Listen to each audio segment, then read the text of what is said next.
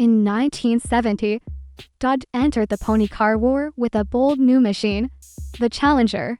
Born to challenge the Mustang, Camaro, and Firebird, it combines sleek styling, endless options, and fire-breathing engines, including the legendary HEMI. This was Dodge's muscle car masterpiece. By the late 1960s, Detroit's carmakers were locked in a fierce battle for the youth market. Ford had created the pony car class with the Mustang in 1964. Chevrolet answered with the Camaro in 1967. And Pontiac followed with the Firebird. Plymouth introduced the Barracuda. Dodge, however, didn't have a direct competitor. Until 1970, Chrysler engineers developed a brand new platform, the E-Body, shared with the Plymouth Barracuda. But the Challenger would be longer, wider, and positioned slightly more upscale. This gave Dodge room to attack the pony car segment from multiple angles, from affordable six-cylinder cruisers to full-blown racing homologation specials. Styling, aggressive yet sophisticated, the Challenger's design was the work of Carl Cameron, who had also styled the iconic 1966 Dodge Charger. His vision for the Challenger was clear: long hood, short deck, wide stance, and muscular curves that gave the car presence.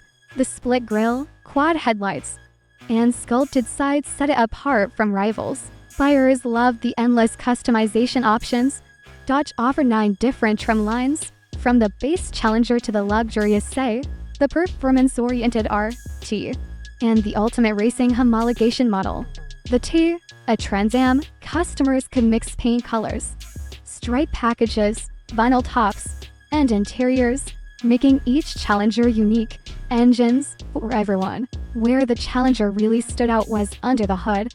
Dodge offered an astonishing variety of engines: 225 slant-6 for economy buyers, small block V8s out, 318, 340, 360 cubic inches big block V8 South, 383, 400, 440 Magnum the ultimate, the legendary 426 HEMI. This meant a Challenger could be anything: stylish commuter, a weekend cruiser, or a fire-breathing drag strip monster. Dodge probably marketed the Challenger as the most potent pony car ever.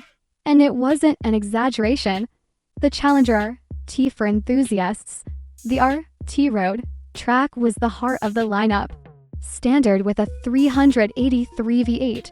It could be optioned with the 446 back or the 426 HEMI, with shaker hoods, bumblebee stripes, and heavy-duty suspensions. The Challenger R-T was built for serious performance.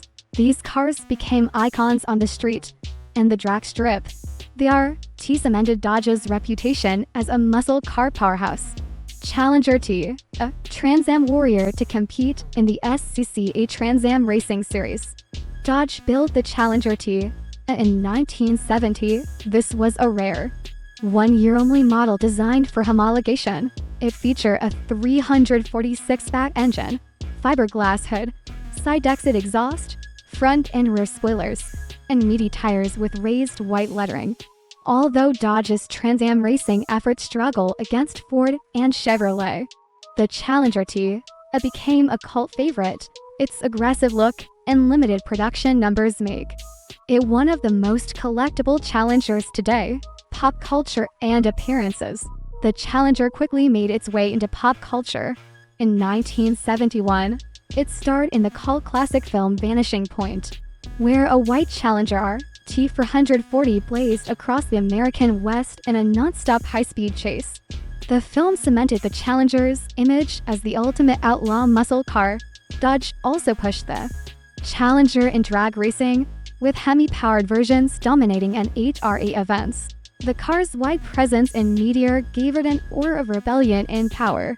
1971. Subtle refinements for 1971. Dodge made small styling updates: a split grille and revised taillights. The lineup remained strong, with R-T, Say, convertible, and coupe models still offered.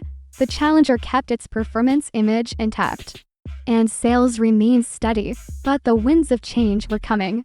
New federal safety and emissions regulations loomed. and the muscle car's glory days were nearing their peak. 1972. The decline begins by 1972. Dodge began detuning engines to meet emissions standards and insurance restrictions. The 426 HEMI and 446 back were gone. Horsepower ratings dropped across the board as compression ratios were lowered. Styling was slightly revised with a new grille and taillight design, but performance purists were disappointed. The Challenger was still a good-looking car, but the era of outrageous horsepower was ending. 1973.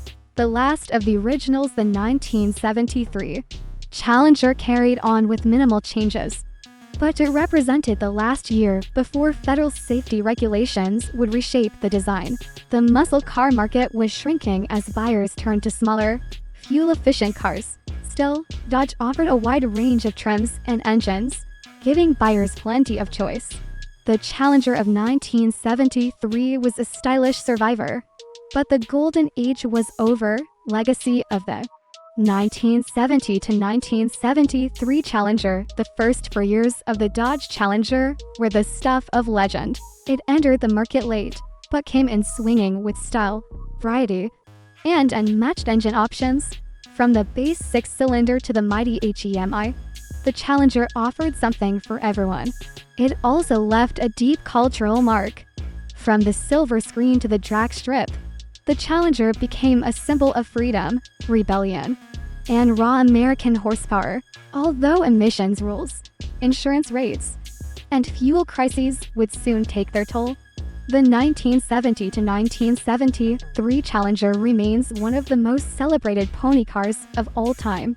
Collectors today consider these years the true golden era of the Challenger.